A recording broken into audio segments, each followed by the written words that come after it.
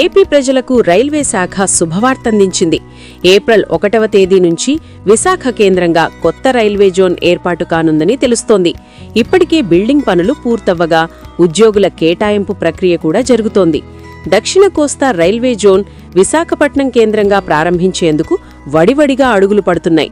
April 1న appointed డేగా ప్రకటించేందుకు అధికారులు సిద్ధమవుతున్నారు. ఇంకా 6 వారాలు మాత్రమే సమయం ఉండటంతో రైల్వే జోన్ పనులను అధికారులు వేగవంతం చేశారు.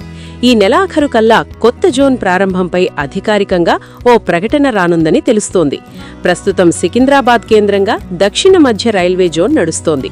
సికింద్రాబాద్, హైదరాబాద్, విజయవాడ, గుంటూరు, గుంతకల్లు, నాందేడ్ ఈ జోన్ పరిధిలో ఉన్నాయి.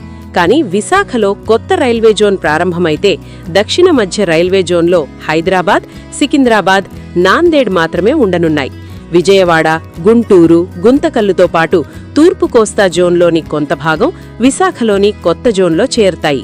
ఇక గుంతకల్లు డివిజన్లోని రాయచూరు, వాడి మధ్య లైన్ సికింద్రాబాద్ జోన్లోనే ఉండనుంది.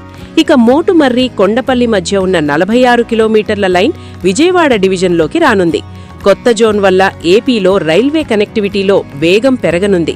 ఇక సరుకు రవాణా సామర్థ్యం పెరగడం వల్ల కొత్తగా ఉపాధి అవకాశాలు లభిస్తాయి. ఇక స్థానికంగా ఆర్థిక వృద్ధికి ఇది దోహదపడుతుందని చెప్పవచ్చు. కోస్తాంధ్ర, రాయలసీమ ప్రాంతాలకు కొత్త రైళ్లు వచ్చే అవకాశం ఉంటుంది. ఇక కృష్ణపట్నం, విశాఖపట్నం పోర్ట్లకు రైల్వే కనెక్టివిటీ పెరుగుతోంది. రైల్వే రిక్రూట్మెంట్లలో స్థానిక యువతకు ఉద్యోగాలు లభిస్తాయి. ఇలా కొత్త రైల్వే జోన్ వల్ల అనేక లాభాలుంటాయి. ఏపీ ప్రజలకు ఇది ఎంతో ప్రయోజనకంగా ఉండనుంది.